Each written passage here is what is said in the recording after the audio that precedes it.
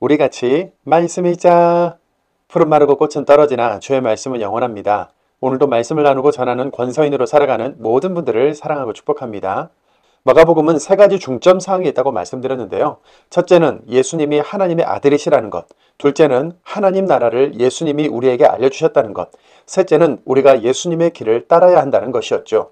오늘 본문도 같은 맥락에 이어지는데요. 우리가 함께 살펴볼 내용은 1. 초점은 더러운 영을 쫓아내고 병을 고친 자체가 아니라 생명과 천국이다.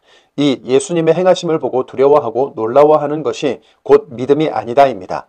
마가복음 4, 5장의 표제어들을 쭉 읽어보시면 여러 가지 비유에 대한 이야기, 거센 바람을 고요하게 하신 이야기, 거라사에 귀신 들린 사람을 고쳐주신 이야기, 출혈병에 시달려온 여인과 회당 지도자 야이로의 딸을 고쳐주신 이야기로 우리가 잘 알고 있는 내용들이 많지요.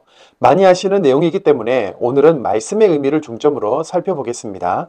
먼저 첫 번째, 초점은 더러운 영을 쫓아내고 병을 고친 자체가 아니라 생명과 천국이다입니다. 예수님은 공생의 기간 내내 더러운 영을 쫓아내 주시고 질병에 시달리는 사람들을 고쳐주셨지요. 오늘 본문에도 이런 내용이 기록되어 있습니다. 마가복음 5장 8절입니다. 예수님이 그에게 더러운 영아 그 사람에게서 떠나가라 하고 말씀하셨기 때문이다. 마가복음 5장 29절입니다. 곧바로 병의 뿌리가 사라졌으며 그는 병이 나았음을 몸으로 느꼈다. 42절입니다. 곧바로 그 소녀가 일어나서 걸어 다녔다. 아멘. 예수님은 족쇄와 사슬을 끊고 부셔버릴 만큼 힘이 센 사람에게 들려있던 더러운 영을 말씀으로 떠나가게 해주시는데 그 더러운 영의 이름이 레기온이다. 그때 바닷속에 돌진해 죽은 돼지는 2,000마리다.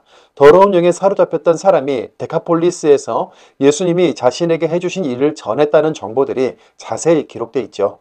그리고 이어지는 출혈병에 걸린 여인이 예수님의 옷자락을 만짐으로 인해 병고침을 받은 내용에도 12년간 병을 앓았고 많은 의사들을 찾아다니면서 재산을 다 썼지만 병이 낫지 않고 더 나빠졌다는 정보, 야이로 회당 지도자의 딸을 탈리타쿰하고 말씀으로 일으켜주신 이야기도 다른 복음서보다 좀 더 자세한 정보들이 있습니다.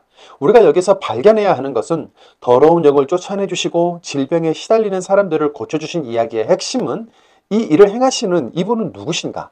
예수님, 그분은 하나님의 아들이시다. 생명의 주관자이시다. 그래서 그분이 하는 일은 사람의 몸과 마음과 영혼의 생명에 대한 일이구나. 그분을 통해 우리가 볼 수 있는 하나님의 나라는 죄와 아픔, 병들거나 죽는 것이 없는 하나님의 나라, 영원한 생명인 것을 아는 것입니다. 두 번째, 예수님의 행하심을 보고 두려워하고 놀라워하는 것이 곧 믿음은 아니다입니다. 거센 바람을 고요하게 하시는 모습, 더러운 영을 쫓아내시는 모습, 오랜 병을 낫게 하시는 모습을 본 사람들의 공통된 반응이 있는데요. 마가복음 4장 41절입니다. 제자들은 매우 두려워했고 자기들끼리 수군거렸다. 누구지? 정말 이분은? 바람도 바다도 순순히 그분 말씀을 듣다니. 5장 15절입니다. 사람들이 예수님께로 와서 눈여겨보는데 귀신 들린 사람이 옷을 입고 멀쩡하게 앉아있다. 레기온 귀신이 붙었던 바로 그 사람이다. 그래서 사람들은 두려움에 사로잡혔다. 42절입니다. 곧바로 그 소녀가 일어나서 걸어 다녔다. 곧바로 사람들은 넋이 나갈 정도로 크게 놀랐다. 아멘. 하나님께서 말씀으로 온 세상을 창조하신 것처럼 거친 바람과 물결을 말씀으로 잠잠하게 하시고 군대의 소와 같은 더러운 영도 예수님의 나가라는 말씀에 모두 돼지떼에 들어가 몰살하고 원인을 알 수 없는 긴 질병을 고치신 기적을 본 사람들은 하나같이 뭐야? 누구시지 이분은? 하면서 두려워하고 놀랍니다. 그런데 두려워하고 놀라우는 것이 곧 믿음은 아닙니다. 두려워하고 놀란 제자들, 다음 예수님의 기적 앞에 반응이 또 똑같고 군대 귀신 붙었던 이가 살았던 도시의 사람들은 심지어 예수님께 떠나달라고 합니다. 예수님 옆에 있다가는 못 먹고 사는 것 아닐까? 손해보면서 살아야 하는 것 아닐까? 떠나주십시오. 사정사정했다고 기록되어 있습니다. 자연을 다스리는 신적인 권위를 눈앞에서 보고 예수님이 이 세상뿐만 아니라 영의 세계까지 모두 주관하시는 분이신 것을 모든 재산을 다 쓰고 소용이 없던 병이 그분의 옷자락을 만지는 것만으로도 낫는 일을, 죽은 딸을 말씀으로 일으키시는 일을 눈앞에서 봤으면 이분 누구지? 놀라워 이 수준에 머무르지 않고 이 놀라운 기적 앞에 제자들도 주변에 있던 사람들도 그리고 말씀을 읽는 우리도 깊이 생각하고 판단해야 하는 겁니다. 병을 고쳐주시고 우리를 지켜주시며 필요를 채워주시는 그런 하나님을 넘어서서 온 세상의 주관자, 영원한 생명의 주관자, 구원자 하나님의 아들 예수에 대해 바르게 인식하고 믿고 신앙하는 사람으로 세워져야 한다는 것이죠. 우리에게 필요한 것은 출혈병 여인과 회당 지도자에게 있었던 이 믿음인 것입니다. 오늘도 믿음을 구하며 예수님의 행적을 따라 말씀 속으로 들어가겠습니다. 마가복음 4장입니다. 마가복음 4장. 예수님이 다시 바닷가에서 가르치기 시작하셨다. 그러자 매우 큰 무리가 예수님 곁으로 모여든다. 그래서 예수님이 배에 올라앉아 바다에 계셨다. 무리는 모두 바다 가까이 무태에 있었다. 예수님은 그들에게 많은 것을 비유들을 들어 가르치셨다. 가르치시는 가운데 예수님이 그들에게 이렇게 말씀하셨다. 잘 들으세요. 보세요. 씨 뿌리는 사람이 씨를 뿌리러 나갔습니다. 씨를 뿌리는데 어떤 것은 길가에 떨어졌습니다. 그러자 새들이 와서 그것을 쪼아 먹어버렸습니다. 다른 것은 흙이 별로 없는 돌투성이 밭 위에 떨어졌습니다. 그들이 곧바로 싹이 돋아났습니다. 흙이 깊지 않았습니다. 그러나 해가 떠올랐을 때 타들어갔고 뿌리가 없어서 말라버렸습니다. 또 다른 것은 가시덤불 속에 떨어졌습니다. 그리고 가시덤불이 자라나 숨을 틀어막았습니다. 그래서 열매를 맺지 못했습니다. 또 다른 것들은 좋은 흙 속에 떨어졌습니다. 그것들은 싹이 나고 자라서 열매를 맺었습니다. 그래서 하나는 30배, 하나는 60배, 하나는 100배나 열매를 맺었습니다. 예수님이 또 말씀하셨다. 들을 귀 있는 사람은 들으시기 바랍니다. 예수님이 혼자 계실 때였다. 예수님 둘레에 있던 사람들이 12과 함께 그 비유들에 대해 여쭤보았다. 예수님이 그들에게 대답하셨다. 여러분에게는 하나님 나라의 비밀을 주어졌어요. 그렇지만 밖에 있는 저 사람들에게는 모든 것이 비유로 전해집니다. 그래서 그들이 보고 또 보겠지만 알아보지 못하고 듣고 또 듣겠지만 깨닫지 못합니다. 그러니까 사람들이 돌아와서 용서를 받지 못합니다. 그리고 예수님이 그들에게 말씀하신다. 여러분이 이 비유를 이해하지 못하는데 어떻게 모든 비유를 알아듣겠어요? 씨 뿌리는 사람이 뿌리는 것은 말씀입니다. 말씀이 길가에 떨어졌다 하면 이런 사람을 두고 하는 말입니다. 그들이 말씀을 들을 때에 곧바로 사탄이 와서 그들에게 뿌려놓은 말씀을 가져가 버립니다. 말씀이 자갈밭에 떨어졌다 하면 이런 사람들을 두고 하는 말입니다. 그들은 말씀을 들을 때에 곧바로 기쁘게 받아들입니다. 그런데 속에 뿌리가 없어서 잠시 그럴 뿐이에요. 그 뒤에 그 말씀 때문에 억압이나 뒤쫓김을 당하면 곧바로 글로 넘어집니다. 말씀이 가시덤불 속에 떨어졌다 하면 또 다른 사람들을 두고 하는 말입니다. 이들은 말씀을 들었습니다. 그렇지만 세상살이 걱정과 재물의 꼬임과 그 밖에 다른 것들에 대한 욕망이 파고들어 와서 그 말씀을 숨을 틀어막아 버립니다. 그래서 열매를 맺지 못합니다. 말씀이 좋은 흙 위에 떨어졌다 하면 또 다른 사람을 두고 하는 말입니다. 이 사람들은 말씀을 듣고 받아들여 열매를 맺습니다. 한 사람은 30배, 한 사람은 60배, 한 사람은 100배나 맺습니다. 그리고 예수님이 그들에게 말씀하셨다. 등잔불을 가져와 바가지로 덮어두거나 침대 밑에 두는 일이 있나요? 등잔대 위에 올려두지 않나요? 숨겨둔 것 치고 드러나지 않을 것이 없고 감추어둔 것 치고 환히 드러나지 않을 것이 없습니다. 들을 귀가 있다면 들으시기 바랍니다. 그리고 그들에게 말씀하셨다. 여러분이 듣고 있는 것은 마음에 새기세요. 여러분이 마음에 갖다 대는 잣대를 여러분에게도 갖다 대실 겁니다. 그리고 더 보태실 겁니다. 가진 것이 있는 사람에게는 더 주시고 가진 것이 없는 사람 그 사람한테서 있는 것을 그쫓아 빼앗아 가실 겁니다. 그리고 예수님이 말씀하셨다. 하나님 나라는 이런 사람의 경우와 같아요. 어떤 사람이 땅에 씨를 뿌립니다. 자고 일어나고 밤이 되고 낮이 됩니다. 그러는 사이에 씨에서 싹이 나서 자랍니다. 씨 뿌린 사람은 자신은 어떻게 된 일인지 알지 못하는데도요. 내버려 두어도 땅이 곡식을 냅니다. 먼저는 줄기를 그 뒤에 이삭을 그 뒤에 이삭이 꽉 찬 나달을 냅니다. 곡식이 연글면 곧바로 낫을 댑니다. 거둘 때가 되었기 때문입니다. 그리고 예수님이 말씀하셨다. 하나님 나라를 무엇과 같다 할까요?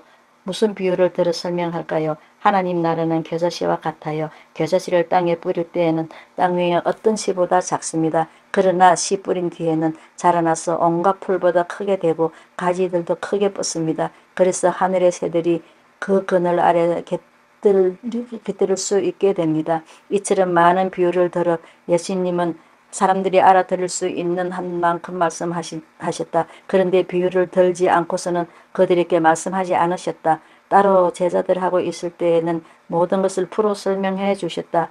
바로 그날 저녁이 되었을 때 예수님이 제자들에게 말씀하신다. 건너편으로 갑시다. 제자들은 무리를 뒤로하고 예수님을 배에 타고 계신 그대로 모시고 간다. 다른 배들도 따라 붙었다. 이때 거센 바람이 크게 휘몰아친다. 파도가 배 안으로 넘쳐 들어왔다. 이미 배가 물에 잠길 정도였다. 그런데도 예수님은 배 뒤쪽에서 베개를 베고 주무시고 계셨다. 그래서 제자들이 예수님을 깨우며 소리친다. 선생님, 우리가 죽게 생겼는데 걱정도 안 되세요? 예수님이 깨어 일어나서 바람을 꾸짖으시고 바다에게 소리 질르셨다. 조용히 해라. 입 다물고 있으라. 그러자 바람이 잦아들어 매우 고요해졌다. 예수님이 제자들에게 말씀하셨다. 왜 겁을 먹고 있나요? 아직도 믿음이 없나요?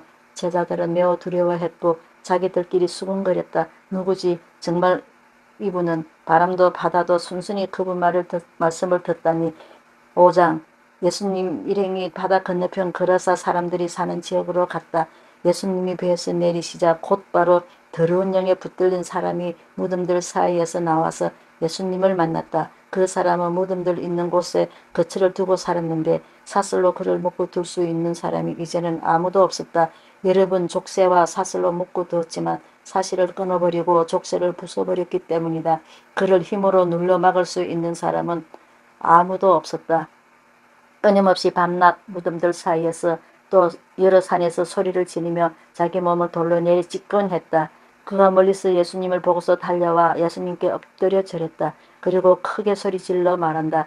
저한테 왜 이랬습니까? 덧없이 높으신 하나님의 아들 예수님, 하나님의 이름으로 간곡히 빕니다. 저를 윽박지르지 마십시오. 예수님이 그에게 더러운 영아 그 사람에게서 떠나가라 하고 말씀하셨기 때문이다. 예수님이 더러운 영에게 캐물으셨다. 너희 이름이 무엇이냐? 그가 대답한다. 제 이름은 레기온입니다. 저희가 수가 많기 때문입니다. 더러운 영은 몇 분이고 예수님께 사정사정했다. 자기들을 그 지역에서 내보내지 말아달라고 했다. 마침 거기 산비탈에서 큰 돼지 떼가 풀을 뜯어먹고 있었다. 더러운 영들이 예수님께 사정사정했다. 저희를 보내 돼지들한테 들어가게 주십시오. 예수님이 허락해 주셨다. 그러자 더러운 영들이 나와서 돼지들한테로 들어갔다. 그리고 돼지떼가 벼랑 쪽으로 돌진하여 바다에 떨어졌는데 2,000마리쯤이었다. 돼지들이 바닷속으로 속에서 숨 막혀 죽었다. 돼지 치던 사람들이 달아나 그 도시 안과 둘러의 여러 농장으로 가서 이 일을 알렸다. 그러자 사람들이 무슨 일이 벌어졌는지를 직접 보러 왔다. 사람들이 예수님께로 와서 눈여겨보는데 귀신 들린 사람이 옷을 입고 멀쩡하게 있다. 레기온 귀신이 붙었던 바로 그 사람이다. 그래서 사람들은 두려움에 사로잡혔다. 이 일을 지켜본 사람들이 귀신 들린 사람에게 어떤 일이 일어났는지를 그들에게 이야기해 주었다. 돼지들 이야기도 해 주었다. 그러자 사람들은 예수님께 자기네 지역에서 떠나달라고 사정사정하기 시작했다. 예수님이 배에 올라타시자 귀신 들렸던 사람이 예수님께 사정사정했다. 함께 있도록 해달라는 것이었다. 그러나 예수님은 허락하지 않으셨다. 오히려 이렇게 말씀하신다. 집으로 가세요. 가족한테로요. 그리고 그들에게 다 알리세요. 주님이 그들을 위해 해주신 일이 무엇인지 또 어떻게 불쌍히 여겨주셨는지를요. 그가 떠나가서 예수님이 자기를 위해 해주신 일을 데카폴리스에서 모두 선포하기 시작했다. 그러자 다들 놀라워했다. 예수님이 배를 타고 다시 건너편으로 가시자 큰 무리가 예수님께로 모여들었다. 예수님은 바닷가에 계셨다. 그때 회당 지도자들 가운데 한 사람이 온다. 이름은 야이로다. 그는 예수님을 보고 발 앞에 꿇어 엎드렸다. 그리고는 예수님께 애원한다. 제 딸 아이가 다 죽어갑니다. 오셔서 딸에게 두 손을 얹어 구원해 주세요. 살려내 주세요. 그러자 예수님이 그와 함께 가셨다. 또 큰 무리가 따라가며 예수님을 사방에서 밀어댔다. 그런데 12년 동안 출혈병에 시달려 온 여자가 있었다. 그는 많은 의사들에게 괴로움을 숱하게 겪었고 재산을 다 날려버렸다. 그렇지만 전혀 쓸데없었고 오히려 상태는 더 나빠졌다. 그는 예수님의 소문을 듣고 무리들 틈에 끼어와서 뒤에서 예수님의 겉옷을 건드렸다. 그는 저분의 겉옷만 건드려도 날 텐데 하고 계속 말해왔던 것이다. 곧바로 병의 뿌리가 사라졌으며 그는 병이 나았음을 몸으로 느꼈다. 그때 곧바로 예수님이 자기에게서 능력이 흘러나갔음을 스스로 알아차리시고 무리 가운데서 몸을 돌려 물으셨다. 내 겉옷을 누가 건드렸나요? 제자들이 대답했다. 무리가 선생님을 둘러싸고 밀어대는 것을 보시면서 나를 누가 건드렸나요? 하고 물으십니까? 그러자 자기를 건드린 여자를 보시려고 예수님이 무리를 둘러보셨다. 그 여자는 두려워 떨고 있었는데 자기에게 일어난 일을 알았기 때문이다. 그가 나와 예수님 앞에 엎드려서 있는 그대로 다 말씀드렸다. 그러자 예수님이 그에게 말씀하셨다. 따님, 그대의 믿음이 그대를 구원하였어요. 평안히 가세요. 병의 고통에서 놓아놔서 건강하게 지내세요. 예수님이 아직 말씀하고 계실 때에 그 회당 지도자의 집으로부터 사람들이 와서 알려준다. 따님이 숨을 거두었습니다. 저 선생님을 계속 성가시게 할 까닭이 무엇입니까? 그러나 그런 말이 오가는 것을 예수님이 그 곁에서 들으시고 그 회당 지도자에게 말씀하신다. 두려워하지 마세요. 믿기만 하세요. 그리고 예수님은 베드로와 야고보와 그리고 야고보의 형제 요한 말고는 아무도 따라오지 못하게 하셨다. 예수님 일행이 해당 지도자의 집에 들러갔다. 예수님이 눈여겨보시니 집이 어수선하고 사람들이 울고 크게 소리내어 슬퍼하고 있다. 예수님이 들어가셔서 그들에게 말씀하신다. 왜 수선을 떨며 울고 있나요? 이 아이는 죽은 것이 아니라 자고 있어요. 그러자 사람들은 예수님을 비웃었다. 예수님은 몸소 사람들을 다 내어 쫓으시고 아이의 아버지와 어머니 그리고 함께 간 제자들을 데리고 이 아이가 있는 곳으로 들어가신다. 예수님이 아이의 손을 붙잡고 탈리다곰 하고 말씀하신다. 이 말을 번역하여 옮기면 소녀야 너에게 말한다. 일어나라 하는 뜻이다. 곧바로 그 소녀가 일어나서 걸어 다녔다. 아이는 12살이었다. 곧바로 그 사람들은 넋이 나갈 정도로 크게 놀랐다. 예수님이 그들에게 단단히 명하시기를 이 일을 아무도 모르게 하라고 하셨다. 또 말씀하시기를 아이에게 먹을 것을 주라고 하셨다.